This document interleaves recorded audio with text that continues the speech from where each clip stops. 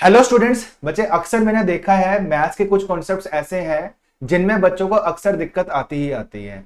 तो इसी चीज को ध्यान में रखते हुए मैं आज से मैथ्स के एक लेक्चर सीरीज स्टार्ट करने जा रहा हूं जिसमें मैथ्स के कुछ कॉन्सेप्ट्स करने जा रहे हैं। ठीक है बच्चे? तो इन्हीं कॉन्सेप्ट्स में सबसे पहला जो कॉन्सेप्ट है वो है प्रोडक्ट कॉन्स्टेंसी। तो बच्चे, आज की क्लास में और आने वाली 3-4 क्लासेस और इन क्लासेस में बच्चे हम प्रोडक्ट कॉन्स्टेंसी का कॉन्सेप्ट समझेंगे। मैं आपको बताऊंगा कि ये कॉन्सेप्ट अलग अलग चैप्टर्स में कहां कहां किस तरीके से आप यूज कर सकते हैं। तो सबसे पहले आज की क्लास में सीखने वाले बच्चे हम प्रोडक्ट कॉन्स्टेंसी। और सबसे पहले आपको यह समझ आना चाहिए कि प्रोडक्ट कॉन्स्टेंसी होती क्या है। बच्चे, आप एक चीज ध्यान रखेंगे, जैसे नाम से ही क्लियर है, प्रोडक्ट क्या रहना चाहिए? कांस्टेंट रहना चाहिए। मतलब अगर मान लो दो चीजें दी हुई हैं ए और बी मान लो सी के इक्विवेलेंट है। अगर ये सी कांस्टेंट है तो हम बोल सकते हैं कि प्रोडक्ट क्या है? कांस्टेंट है। प्रोडक्ट क्या है बच्चे? कांस्टेंट। अगर प्रोडक्ट कांस्टेंट है, बच्चे ध्यान से आपने चीजें सुननी है। अगर आप बच्चे एक बार ये कॉन्सेप्ट सीख गए तो काफी चैप्टर्स में ये कॉन्सेप्ट यूज होने वाला है, तो काफी हेल्प मिलने वाली है आपको इस कॉन्सेप्ट से। ठीक है ना? तो ध्यान से चीजें सुननी है आपने। तो ये मैं ये बोल सकता हूं कि ए और बी का जो प्रोडक्ट है वो कांस्टेंट है। अगर ये प्रोडक्ट कांस्टेंट है तो ए और बी में इनवर्स रिलेशन रहने वाला है। यदि ए इंक्रीज करेगा तो बी डिक्रीज होगा, या फिर ए डिक्रीज होगा तो बी क्या होगा? इंक्रीज होगा। बट कंडीशन क्या है? सी क्या रहना चाहिए? कांस्टेंट रहना चाहिए। समझ गए बच्चे इतनी सी चीज? अच्छा, चलो ये चीज तो आपको समझ आई। अब मुझे आप ये बताओ बच्चे, इस टाइप के रिलेशंस आपको मैथ्स में कहां कहां देखने को मिलते हैं? इस टाइप के रिलेशंस मैथ्स में आपको कहां कहां देखने को मिलते हैं? कुछ एग्जांपल्स लिए जा सकते हैं। तो क्या क्या एग्जांपल्स हो सकते हैं बच्चे? चलो, एक रिलेशन तो आपने ये देखा होगा टाइम स्पीड डिस्टेंस में। तो distance is equals to speed into time. Speed into time. दो चीजों का प्रोडक्ट तीसरे के बराबर। तीसरी चीज क्या है यहां पे? डिस्टेंस। अगर डिस्टेंस कांस्टेंट होगा तो स्पीड और टाइम में क्या रिलेशन होगा बच्चे? इनवर्स रिलेशन होगा। स्पीड बढ़ेगा तो टाइम कम लगेगा, और अगर स्पीड कम होगा तो टाइम ज्यादा लगेगा।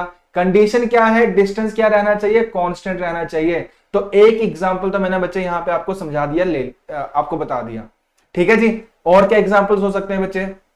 अच्छा, वर्क एफिशिएंसी और टाइम में भी ये रिलेशन होने वाला है। Work is equals to speed into time, या फिर हम बोल सकते हैं एफिशिएंसी इंटू टाइम। ठीक है बच्चे? ठीक है जी। स्पीड बढ़ाओगे, वही फंडा यहां भी लगेगा, स्पीड बढ़ाओगे टाइम कम लगेगा, या फिर स्पीड कम करोगे तो टाइम ज्यादा लगने वाला है। समझ गए? अच्छा, और क्या रिलेशन हो सकता है? अच्छा, मेंसुरेशन में अगर मैं रेक्टेंगल की बात करूं, एरिया ऑफ रेक्टेंगल आप सभी जानते हैं। एरिया ऑफ रेक्टेंगल जो है, एरिया ऑफ रेक्टेंगल का फॉर्मूला क्या होता है? Length into breadth. अगर एरिया आपने कांस्टेंट रखना है, लेंथ को अगर आप इंक्रीज कर रहे हैं तो ब्रेड्थ क्या करनी पड़ेगी? डिक्रीज करनी पड़ेगी। या फिर लेंथ डिक्रीज होगी तो ब्रेड्थ क्या होगा? इंक्रीज होगा। आया बच्चे समझ? ठीक है जी। और कहां कहां आप ये रिलेशन देखने को आपको मिलता है? जैसे अगर मैं बात करूं, expenditure is equals to consumption into price. कितना आपने खर्चा किया बराबर है units consumed into unit price. अगर प्राइस बढ़ेगा तो कंजम्पशन घटेगा, या फिर प्राइस घटेगा तो कंजम्पशन क्या होगा? बढ़ेगा। बट कंडीशन क्या है? खर्चा क्या रहना चाहिए? एक्सपेंडिचर क्या रहना चाहिए? कांस्टेंट रहना चाहिए। तो ये कुछ मैंने एग्जांपल्स लिए। इन एग्जाम्पल से बच्चे आपको यह समझ आ गया होगा कि मैं किस टाइप के रिलेशंस की बात कर रहा हूं, किन टाइप्स के रिलेशन की बात कर रहा हूं। दो चीजों का प्रोडक्ट तीसरे के बराबर, और तीसरी चीज क्या रहने वाली है? कांस्टेंट रहने वाली है।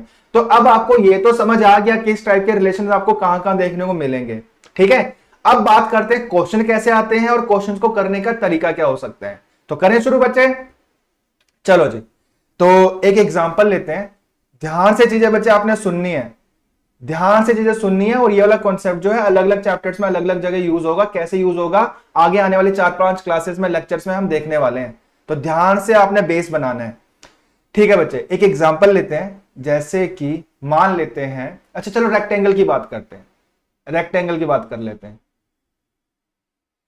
अच्छा, रेक्टेंगल की जो लेंथ है वो आप 10% इंक्रीज कर रहे हैं। रेक्टेंगल की जो लेंथ है वो 10% से क्या कर रहे हैं, इंक्रीज कर रहे हैं। लेंथ अगर 10% इंक्रीज होगी तो ब्रेड्थ को घटाना होगा, और ब्रेड्थ को कितना परसेंट हम घटाएं, ब्रेड्थ को हम कितना परसेंट घटाएं ताकि एरिया क्या रहे, ताकि एरिया क्या रहे, कांस्टेंट रहे, ताकि एरिया क्या रहे, कांस्टेंट रहे। ठीक है बच्चे, सवाल समझ आया। अब इस सवाल को करने के बहुत से तरीके हो सकते हैं, इस सवाल को करने के बहुत से तरीके हो सकते हैं, लेकिन जो तरीका मैं सिखाने वाला हूं आपने इसी तरीके में कमांड बनानी है। मैं फिर कह रहा हूं, तरीके और भी अनेकों हो सकते हैं, लेकिन जो तरीका मैं सिखाऊंगा बच्चे इसी तरीके में कमांड बनानी है। काफी क्वेश्चन हम इसी तरीके से करने वाले हैं। ठीक है, अच्छा तरीका क्या है, तरीका अपने प्रोडक्ट कॉन्स्टेंसी के लिए बच्चे ये ध्यान रखना है, एक जगह आप लिख लोगे एक्स ओवर वाई, दूसरी जगह आप लिख लोगे x over x plus y. X over x plus y जो है वो हमेशा रिप्रेजेंट करेगा घटने वाली चीज को, और जो एक्स ओवर वाई है वो हमेशा रिप्रेजेंट करेगा बढ़ने वाली चीज को। जो बढ़ने वाली चीज है वो आप लिखोगे एक्स ओवर वाई के नीचे। अभी सिर्फ और सिर्फ समझाने के लिए चीजें मैं बता रहा हूं, जब एक बार प्रैक्टिस हो जाएगी, कमांड बन जाएगी, तो ये चीजें लिखने की जरूरत भी नहीं पड़ेगी। सारा माइंड गेम है, माइंड से कैलकुलेशन होगी सारी सारी। ठीक है बच्चे, फिलहाल के लिए आप ध्यान रखो, बढ़ने वाली चीज रिप्रेजेंट करेगी एक्स ओवर वाई को, बढ़ने वाली चीज आप लिख दोगे एक्स ओवर वाई के नीचे, और घटने वाली चीज जो है वो रिप्रेजेंट करेगी x over x plus y को, घटने वाली चीज आप लिखेंगे x over x plus y के नीचे। ठीक है जी, अब ध्यान देना बच्चे करना क्या है, और ये तरीका लगाओगे कब, जब प्रोडक्ट क्या रहने वाला है, कांस्टेंट। जैसे यहां पे एरिया ऑफ रेक्टेंगल की बात हो रही है, एरिया ऑफ रेक्टेंगल क्या लिखा हो यहां पे, कांस्टेंट। अगर एरिया ऑफ रेक्टेंगल कांस्टेंट है तो लेंथ एंड ब्रेड्थ में इनवर्स रिलेशन होगा। अब ध्यान देना बच्चे, लेंथ जो है 10% आप इंक्रीज कर रहे हैं, लेंथ जो है 10% आप इंक्रीज कर रहे हैं। जरा इसका फ्रैक्शन देखिए, इसका फ्रैक्शन क्या बनता है, 10% का बच्चे फ्रैक्शन बनता है 1/10। तो लेंथ को आप 1/10 से बढ़ा रहे हैं, बढ़ने वाली चीज आप लिखोगे एक्स ओवर वाई के नीचे। तो लेंथ अगर 1/10 से इंक्रीज हो रही है तो ब्रेड्थ को घटाना होगा। तो ब्रेड्थ को आप कितना परसेंट घटाएंगे, आपसे यह पूछा जा रहा है। अगर 1/10 जो है वो एक्स ओवर वाई है, अगर 1/10 जो है एक्स ओवर वाई है, तो घटने वाली चीज क्या होगी, x over x plus y, मतलब 1/10 प्लस 1 मतलब 1/11 बन जाएगा। आया समझ की नहीं आया बच्चे, अगर x ओवर वाई 1/10 है तो x over x plus y क्या होगा, 1/11 होगा। दूसरी चीज जो है 1/11 से घटानी होगी। इस वाले केस में, इस वाले क्वेश्चन में दूसरी चीज क्या है, दूसरी चीज है बच्चे ब्रेड्थ। ब्रेड्थ 1/11 से घटेगी, और 1/11 जो है बच्चे सभी जानते हैं वो परसेंटेज की टर्म्स में कितना होता है, 9 1/11%। आया समझ की नहीं आया, ठीक है जी, तरीका थोड़ा बहुत समझ आया, करना क्या है, लगाना कैसे है। ठीक है, चलो जी एक एग्जांपल और बच्चे, एक एग्जांपल और, दो चार एग्जांपल लेंगे, चीजें बिल्कुल क्लियर हो जाएंगी। ध्यान देना बच्चे। अच्छा एक काम करते हैं, रेक्टेंगल की बात करते हैं। चलो एक क्वेश्चन और ले लेते हैं एरिया ऑफ रेक्टेंगल से। तो एरिया ऑफ रेक्टेंगल हमने रखना है कांस्टेंट, एरिया ऑफ रेक्टेंगल हमने रखना है बच्चे कांस्टेंट। रेक्टेंगल की जो लेंथ है वो आप इंक्रीज कर रहे हैं 16/2/3%। तो ब्रेड्थ को क्या करना होगा, ब्रेड्थ को घटाना होगा। ब्रेड्थ को हम कितना परसेंट घटाएं, यही आपसे सवाल पूछा जा रहा है। तरीका मैंने क्या बताया लगाने का, एक जगह आप लिख लेंगे एक्स ओवर वाई, एक जगह आप लिख लेंगे x over x plus y. बढ़ने वाली चीज एक्स ओवर वाई, घटने वाली चीज x over x plus y. बढ़ने वाली चीज हमेशा आप लिखोगे एक्स ओवर वाई के नीचे, और घटने वाली चीज हमेशा आप लिखोगे x over x plus y के नीचे। ठीक है जी, तो फटाफट आप लेंथ के बारे में क्या लिखा हुआ है ये देखो, 16/2/3% लेंथ क्या है, इंक्रीज हो रही है। जरा फ्रैक्शन की टर्म्स में देखो, फ्रैक्शन क्या होता है इसका, 1/6। 1/6 से लेंथ क्या हो रही है, इंक्रीज हो रही है। 1/6 से लेंथ क्या हो रही है बच्चे, इंक्रीज। इंक्रीज होने वाली चीज आप लिख दोगे जी यहां पर, 1/6 आपने यहां लिख दिया, तो ये 1/6 जो है वो x ओवर वाई है। तो x over x plus y क्या हो जाएगा, 1/7 हो जाएगा। तो अगर लेंथ जो है बच्चे 1/6 से आप बढ़ा रहे हैं, तो जो चौड़ाई है, जो ब्रेड्थ है, वो 1/7 से घटेगी। और 1/7 जो है वो परसेंटेज की टर्म्स में कितना होता है, 14/2/7%। आया समझ की नहीं आया, तो चौड़ाई को, ब्रेड्थ को 14/2/7% से घटाना होगा। आया बच्चे समझ, ठीक है, बन रहा है कॉन्फिडेंस की नहीं बन रहा है। चलो एक दो क्वेश्चन और लेते हैं, और कुछ उसके बाद स्टेटमेंट वाले क्वेश्चंस और लेंगे हम, तो चीजें बिल्कुल आपको क्लियर हो जाएंगी कि करना क्या है। चलो जी, एक एग्जांपल बच्चे, और अब ये क्वेश्चन लेते हैं इनकम एक्सपेंडिचर से, एक्सपेंडिचर एंड कंजम्पशन से। ध्यान देना, मान लो शुगर का प्राइस 20% इंक्रीज कर गया, शुगर का प्राइस 20% इंक्रीज कर गया। इस कारण 1200 रुपए खर्च करके, मैं 20 केजी कम खरीद पा रहा हूं। इस कारण 1200 रुपए खर्च करके 20 केजी कम खरीद पा रहा हूं। बच्चा अब यहां से आप सबसे पहले तो ये चीज समझो, क्या खर्चा यहां पे कांस्टेंट है?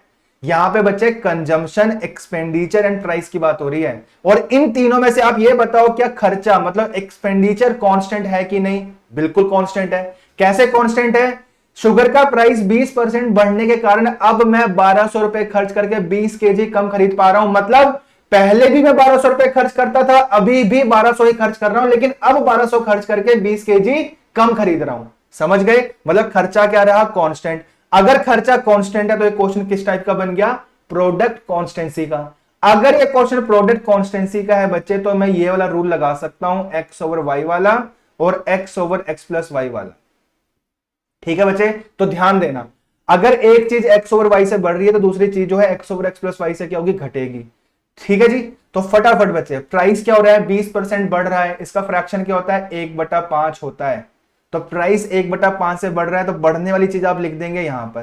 तो अगर प्राइस 1/5 से बढ़ रहा है तो दूसरी चीज 1/6 से घटेगी। और 1/6 क्या है? 1/6 से क्या घट रहा है? प्राइस अगर 1/5 से बढ़ रहा है तो कंजम्पशन 1/6 से घटेगी, क्योंकि प्राइस एंड कंजम्पशन में इनवर्स रिलेशन होगा अगर खर्चा कांस्टेंट होगा तो। समझ गए? तो प्राइस अगर 1/5 से बढ़ रहा है तो कंजम्पशन 1/6 से घटेगी। इतना क्लियर कि नहीं क्लियर बच्चे? ठीक है जी, यहां तक आपको चीजें बिल्कुल क्लियर। अब बच्चे अब ध्यान देना, अगर आपसे कुछ सवाल पूछे होते यहां से, इस एग्जांपल से, अगर मान लो पहला सवाल आपसे पूछा हुआ है परसेंटेज चेंज इन कंजम्पशन बताओ, कंजम्पशन में कितना बदलाव आया। तो एक एक चीज आपने ध्यान से सुननी है, ऐसे सवाल पेपर में बहुत आते हैं। ठीक है जी। अच्छा, कंजम्पशन के बारे में क्या लिखा है बच्चे? कंजम्पशन के बारे में हम क्या निकाल चुके हैं? कंजम्पशन के बारे में हम निकाल चुके हैं जी कि कंजम्पशन जो है 1/6 से घट रही है। क्या 1/6 को आप परसेंटेज में बदल सकते हैं? बिल्कुल बदल सकते हैं। परसेंटेज की टर्म्स में यह होगा 16/2/3%। तो कंजम्पशन जो है 16/2/3% से घटेगी। ये समझ गए कैसे निकाला मैंने? तो इस क्वेश्चन का आंसर मिल गया। इस क्वेश्चन का आंसर है 16/2/3%। इतने से कंजम्पशन क्या हो रही है? घट रही है। ठीक है बच्चे, आया समझ की नहीं आया? ठीक है जी, तो ये हो गया बच्चे फर्स्ट एग्जांपल का फर्स्ट क्वेश्चन। अच्छा, अब अगर आपसे सवाल पूछा होता, ध्यान से सुनना, ध्यान से सुनना, ओरिजिनल कंजम्पशन बताओ, ओरिजिनली आप कितना कंज्यूम करते थे। फिर इसके बाद मान लो एक सवाल और पूछा हुआ है, न्यू कंजम्पशन बताओ, न्यू कंजम्पशन बताओ। चलो इन दोनों क्वेश्चंस के आंसर देखते हैं। अब बच्चे ध्यान से चीजें सुननी है आगे की। कंजम्पशन के बारे में हमने क्या देखा? कंजम्पशन के बारे में क्या देखा? कंजम्पशन के बारे में हमने ये देखा कि कंजम्पशन जो है 1/6 से घट रही है, 1/6 से घट रही है, 1/6 से घट रही है। किसका 1/6? कुछ ओरिजिनल कंजम्पशन रहा होगा, कुछ ओरिजिनल कंजम्पशन रहा होगा, उसका 1/6। तो एक पल के लिए मान लो, एक पल के लिए मान लो कि ओरिजिनल कंजम्पशन बच्चे x है। ये सारी चीजें बच्चे लिखनी पड़ रही है मुझे सिर्फ और सिर्फ समझाने के लिए। ये सारी की सारी कैलकुलेशन जो दिमाग में हो जाती है, ठीक है जी, तो मुझे तो समझाने के लिए चीजें लिखनी ही पड़ेंगी। ठीक है, अब फिर से एक बार ध्यान दो, कंजम्पशन जो है बच्चे 1/6 से घट रही है। किसका 1/6? कुछ ओरिजिनल कंजम्पशन रही होगी, कुछ पिछली वाली कंजम्पशन रही होगी, उसका 1/6। तो मैंने मान लिया कि जो ओरिजिनल कंजम्पशन है वो x है, x का 1/6 घट रहा है, ओरिजिनल का 1/6 घट रहा है, मतलब x का 1/6 घट रहा है। और सवाल में आपको दिया भी हुआ है कि कंजम्पशन कितने से घटा? कंजम्पशन 20 केजी से घटा। तो x का 1/6 जो होगा वो किसके इक्विवेलेंट होगा? 20 केजी के बराबर होगा। समझ गए? तो यहां से क्या x निकाला जा सकता है? बिल्कुल, x कितना आ जाएगा? 120 केजी। x मैंने क्या लिया था? ओरिजिनल कंजम्पशन, तो ओरिजिनल कंजम्पशन आ गया 120 केजी। ठीक है, तो ओरिजिनल कंजम्पशन आपने निकाल लिया 120 केजी। तो उम्मीद है बच्चे ये वाला पार्ट भी आपको समझ आ गया। ठीक है जी। अब नेक्स्ट पार्ट क्या, नेक्स्ट क्वेश्चन क्या पूछा जा रहा है आपसे, न्यू कंजम्पशन बताओ। बच्चे सवाल में लिखा हुआ है कि जो कंजम्पशन है 20 केजी से घट रहा है। अगर ओरिजिनल आपने निकाल लिया कि 120 केजी और 20 केजी से घट रहा है, तो नया वाला कंजम्पशन जो है, क्या आप 100 केजी नहीं लिख सकते? नया वाला जो कंजम्पशन होगा वो 100 केजी होगा कि नहीं होगा? ठीक है जी, ये भी क्लियर? ठीक है जी। इसके बाद बच्चे दो सवाल और, इसके बाद दो सवाल और, वो क्या है, ध्यान से सुनना। अब देखो जी, अगला सवाल बच्चे, अगर आपसे सवाल पूछा जाता ओरिजिनल रेट बताओ, जब भी रेट की बात होगी तो आपने पर केजी जवाब देना है कि पहले प्रति केजी शुगर क्या कीमत थी, पर केजी रेट पहले शुगर का क्या था। अब ध्यान से चीजें सुननी है बच्चे। अच्छा, ये जो 1200 रुपए है, 1200 रुपए से हमें क्या समझ आता है कि पहले भी हम 1200 रुपए खर्च कर रहे थे, अभी भी हम 1200 रुपए ही खर्च कर रहे हैं, लेकिन अब हम 1200 रुपए खर्च करके 100 केजी ले रहे हैं, और पहले हम 1200 रुपए खर्च करके 120 केजी ले रहे थे। तो पुराने वाला रेट भी निकाला जा सकता है, नया वाला रेट भी निकाला जा सकता है। कैसे बच्चे? पहले आप 1200 रुपए खर्च करके 120 केजी खरीद पा रहे थे, तो क्या पुराने वाला रेट जो है 10 रुपीज पर केजी ना होगा, 10 रुपए प्रति किलो ना होगा? ये चीज समझ आई? 1200 रुपए खर्च करके पहले आप 120 केजी खरीद रहे थे, तो पुराने वाला रेट आ गया 10 रुपीज पर केजी। ठीक है जी। अच्छा, अब ये भी बता दो बच्चे, अगर नया वाला रेट पूछा होता, अगर न्यू रेट पूछा होता, मैं यहां लिख देता हूं, अगर आपसे न्यू रेट भी पूछा होता तो न्यू रेट कैसे निकलता? अभी भी आप 1200 ही खर्च कर रहे हैं, लेकिन अब आप 1200 खर्च करके 100 केजी खरीद पा रहे हैं, तो अब वाला जो रेट होगा वो क्या होगा? 12 रुपीज पर केजी। आया बच्चे समझ कि नहीं आया? ठीक है जी। थोड़ा सा कॉन्फिडेंस बना कि नहीं बना ये तरीके में? ठीक है जी। तो इस तरीके से बच्चे प्रोडक्ट कॉन्स्टेंसी का कॉन्सेप्ट लगाना है, एक्स ओवर वाई वाला तरीका लगाना है आपने। ठीक है जी। चलो जी, एक एग्जाम्पल बच्चे और, एक एग्जाम्पल और लेते हैं। ठीक है जी, सुनना ध्यान से बच्चे।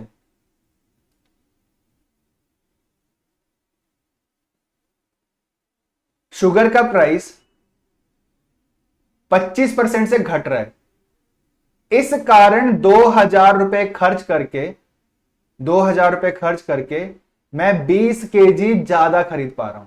ठीक है जी। क्या क्या सवाल पूछे हुए हैं? पहला सवाल आपसे पूछा हुआ है परसेंटेज चेंज इन कंजम्पशन बताओ। दूसरा सवाल बच्चे, ओरिजिनल कंजम्पशन बताओ, ओरिजिनली आप कितना कंज्यूम करते थे। अगला सवाल न्यू कंजम्पशन बताओ। इससे अगला सवाल ओरिजिनल रेट बताओ, पहले प्रति केजी शुगर का रेट क्या था। लास्ट सवाल न्यू रेट बताओ, अब पर केजी शुगर का रेट कितना है। तो ये कुछ सवाल हैं बच्चे, इन सवालों के फटाफट अपना आंसर देने हैं फटाफट से। एक जगह आप लिख लो एक्स ओवर वाई, दूसरी जगह आप लिख लो X over x plus Y. ये घटने वाली चीज, ये बढ़ने वाली चीज। अच्छा, शुगर का जो प्राइस है 25% घट रहा है, इसका फ्रैक्शन क्या होता है? इसका फ्रैक्शन होता है 1/4। 1/4 से घट रहा है, घटने वाली चीज आप लिख दोगे यहां पर। तो जो प्राइस है वो 1/4 से घट रहा है, तो इसका मतलब यह हुआ कि जो कंजम्पशन होगा वो 1/3 से क्या होगा? बढ़ेगा। समझ आया बच्चे? कंजम्पशन 1/3 से बढ़ेगा, और 1/3 जो है परसेंटेज में कितना होता है? 1/3 जो है परसेंटेज में होता है 33 1/3%। तो कंजम्पशन 33 1/3% से बढ़ेगा। तो पहले सवाल का आंसर मिल गया, परसेंटेज चेंज इन कंजम्पशन पूछा हुआ था, तो इसका आंसर होगा 33 1/3%। ठीक है। अब बाकी क्वेश्चंस के भी आंसर देने हैं फटाफट से बच्चे। जो कंजम्पशन है वो 1/3 से क्या हो रहा है? बढ़ रहा है। किसका 1/3? कुछ ओरिजिनल रहा होगा, तो एक पल के लिए मान लो कि ओरिजिनल कंजम्पशन एक्स है। मैं फिर कह रहा हूं, चीजें मैं सिर्फ और सिर्फ समझाने के लिए लिख रहा हूं, लिखने की क्या जरूरत है बच्चे इनको? ठीक है। ओरिजिनल कुछ कंजम्पशन है, उसका 1/3। तो अगर ओरिजिनल एक्स है तो एक्स का 1/3, इतने से कंजम्पशन बढ़ रहा है, एक्स का 1/3 बढ़ रहा है। ठीक है जी। और सवाल में लिखा भी हुआ कितने से बढ़ रहा है? 20 केजी से बढ़ रहा है। तो मतलब x का 1/3 ही 20 केजी होगा, और यहां से अगर मुझे x निकालना हो तो कितना आ जाएगा जी? 60 केजी। आया समझ की नहीं आया? x मतलब ओरिजिनल कंजम्पशन, तो ओरिजिनल कंजम्पशन आ गया 60 केजी। ठीक है जी। अब नया कंजम्पशन बताना है। पहले आप 60 केजी कंज्यूम कर रहे थे, तो सवाल में लिखा हुआ है कंजम्पशन 20 केजी से बढ़ गया, तो अब कितना हो गया 80 केजी। समझ आया?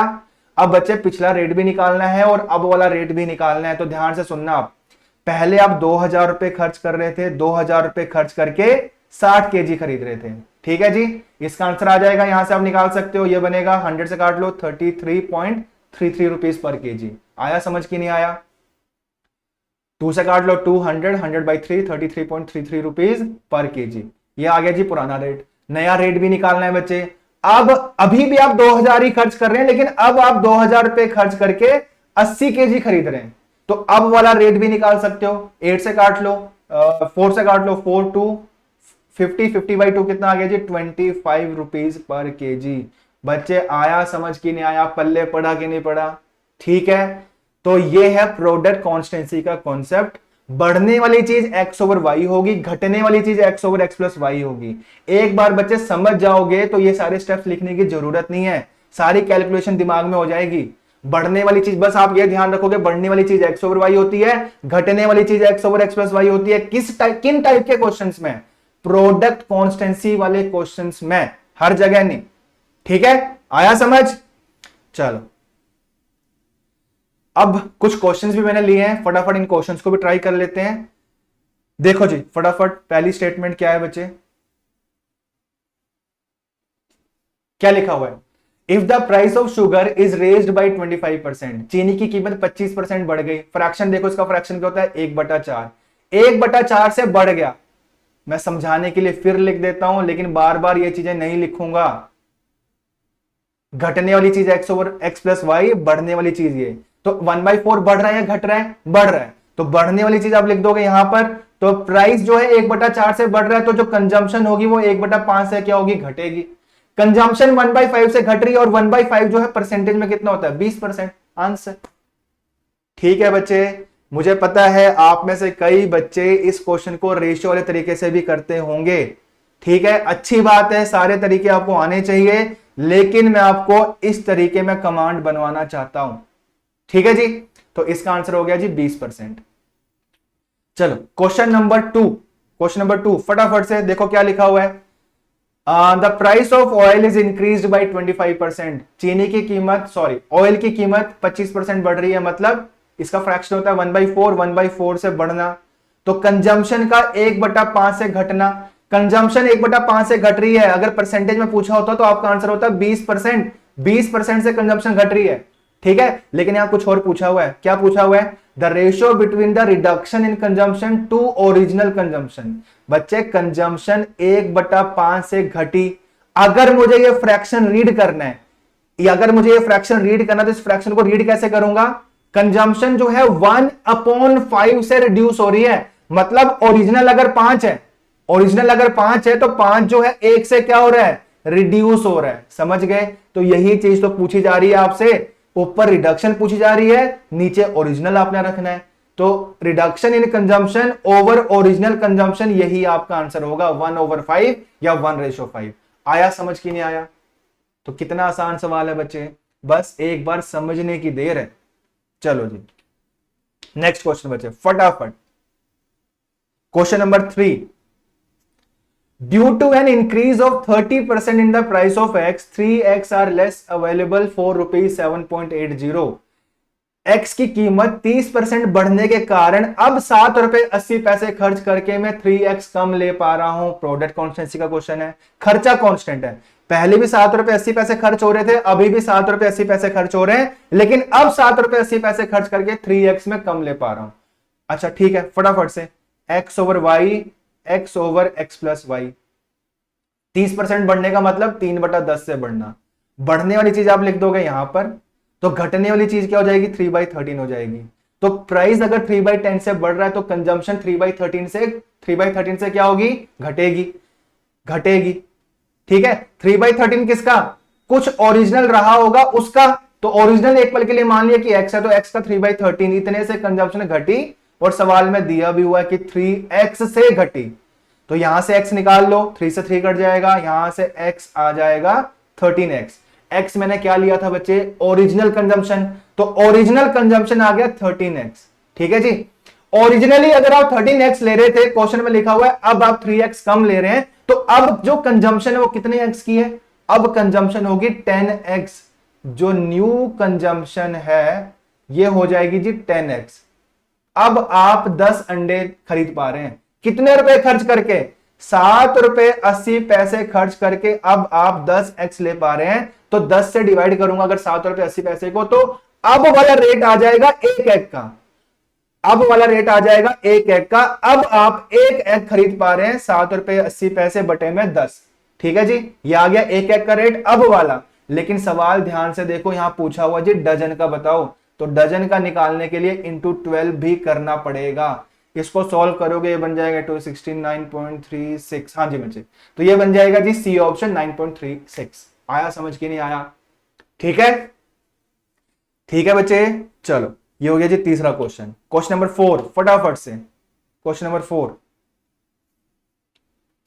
By reduction of 20% in the price of oranges. अच्छा ठीक है जी, ऑरेंजेस की कीमत जो है 20% घट रही है। घटने वाली चीज क्या होगी?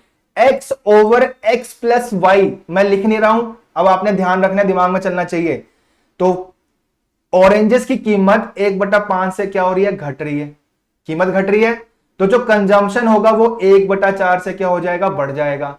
किसका 1/4? कुछ ओरिजिनल रहा होगा। ओरिजिनल अगर एक पल के लिए मान लो x है, तो x का 1/4 किसके बराबर दिया हुआ है? 5 संतरे आप ज्यादा खरीद पा रहे हैं, तो मतलब x का 1/4 5 के बराबर। तो x किसके बराबर? x बच्चे 20 संतरे के बराबर। तो ओरिजिनली आप 20 संतरे खरीदते थे। चलो एक बार समझ लो, अगर दिक्कत आ रही है कुछ तो। बच्चे जो कंजम्पशन है वो 1/4 से क्या हो रही है? बढ़ रही है। किसका 1/4? ओरिजिनल का। ओरिजिनल अगर x है तो ओरिजिनल का x का 1/4 जो है वो दिया हुआ है आपको 5 ऑरेंजेस के इक्वल है। तो x किसके बराबर होगा? 20 के बराबर होगा। मतलब पहले आप 20 संतरे ले पा रहे थे, पहले आप 20 संतरे ले पा रहे थे, लिख लेते हैं चलो। जो ओरिजिनल कंजम्पशन है वो है 20। अच्छा न्यू कंजम्पशन कितनी होगी? न्यू कंजम्पशन कितनी होगी? अब आप 5 संतरे ज्यादा ले पा रहे हैं, मतलब जो नई वाली कंजम्पशन है वो हो जाएगी 25 ऑरेंजेस की। समझ गए?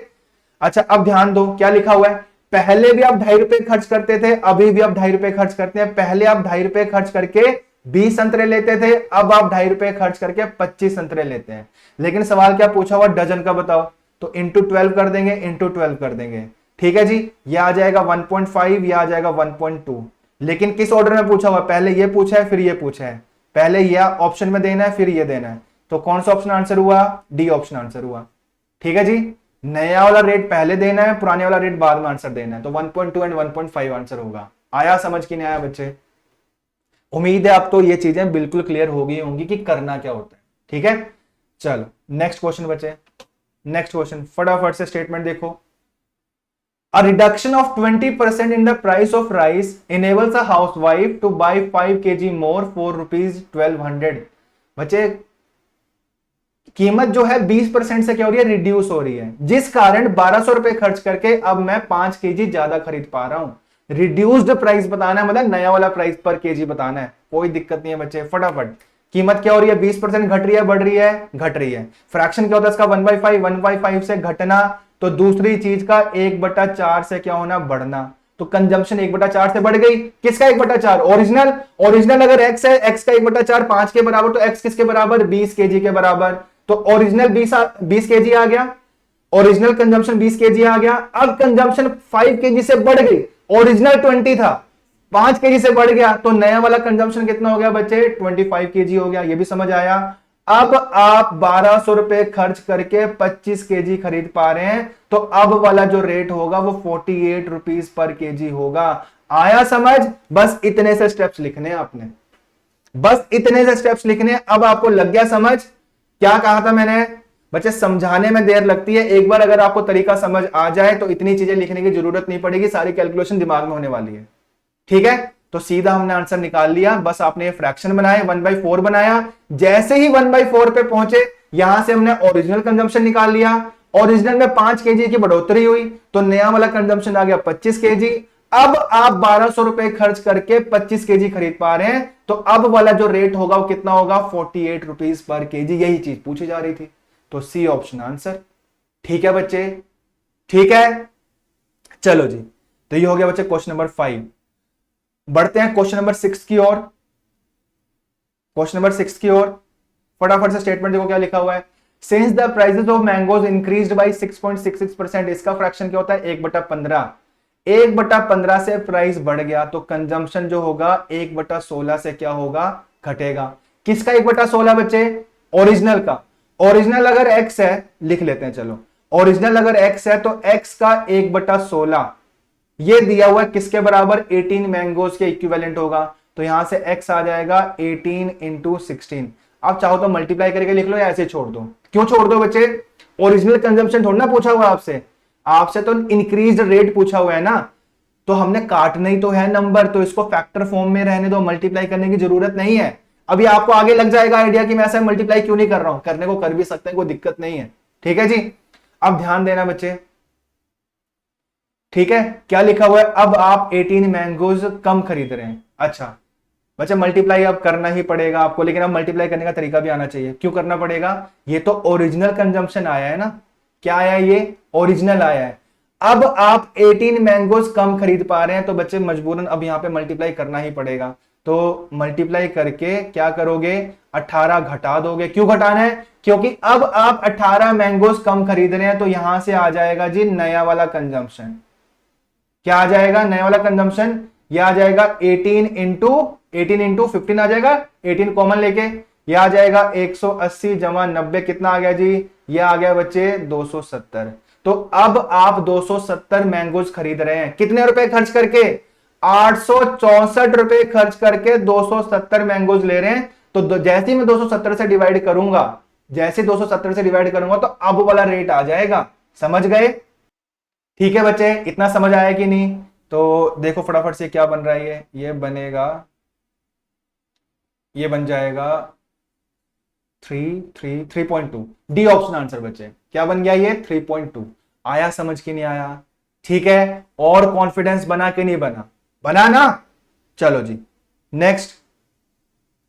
चलो जी, तो बच्चे आज के लिए इतने ही सवाल। तो जो भी करवाया है बच्चे, ये बेसिक्स थे, ये बेसिक क्वेश्चन थे। प्रोडक्ट कॉन्स्टेंसी लगाना कैसे है, इस टाइप के इन टाइप के सवालों में तो आपको समझ आ गया कि किस तरीके से लगाना है। ठीक है बच्चे, आगे आने वाले लेक्चर्स में आपको बताऊंगा कि ये कॉन्सेप्ट और कहां कहां आप यूज कर सकते हो, किस किस चैप्टर में यूज कर सकते हो। ये वाला कॉन्सेप्ट बच्चे हम टाइम स्पीड डिस्टेंस में भी लगाएंगे, हम मिक्सचर्स वाले क्वेश्चन में भी लगा सकते हैं, हम फ्रेश फ्रूट ड्राई फ्रूट वाले क्वेश्चन में भी लगा सकते हैं, हम टाइम एंड वर्क में भी लगा सकते हैं, हम मेंस्ट्रुएशन में भी लगा सकते हैं। तो जहां जहां आप इस कॉन्सेप्ट को अप्लाई कर सकते हो, वो सारे के सारी चीजें, वो सारे के सारे चैप्टर्स जहां जहां आप ये यूज कर सकते हो, वो सारे के सारे क्वेश्चंस मैं यहां पे डिस्कस करवाने वाला हूं। समझ गए? किस तरीके से आप अप्लाई करोगे इस कॉन्सेप्ट को आगे आने वाले चैप्टर्स में, तो मैं आपको सारी चीजें डिटेल में बताऊंगा। चलो जी, तो बच्चे आज के लिए इतना ही। अगली क्लास में मिलेंगे इसी कॉन्सेप्ट के साथ, लेकिन नए क्वेश्चंस के साथ। चलो जी, थैंक यू।